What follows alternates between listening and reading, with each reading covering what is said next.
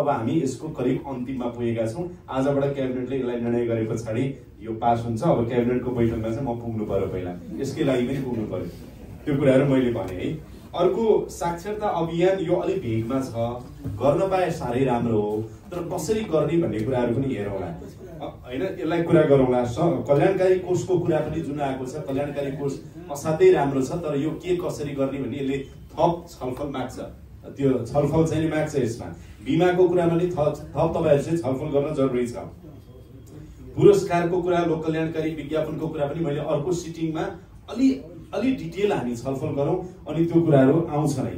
खास गरेर तपाईले चाहिँ सामाजिक सुरक्षाको कुराहरु जोड्नु भएको छ।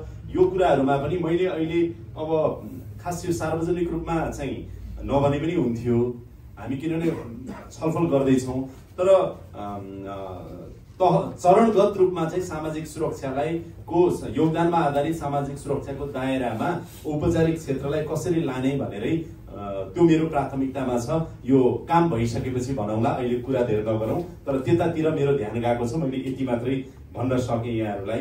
अब स्थानीय तहसँगको समन्वयको कुरा, सञ्चारकर्मीको सुरक्षाको कुरा, यो नियमनसँग जोडिएको कुरा, पत्रकारको योग्यताका कुरा,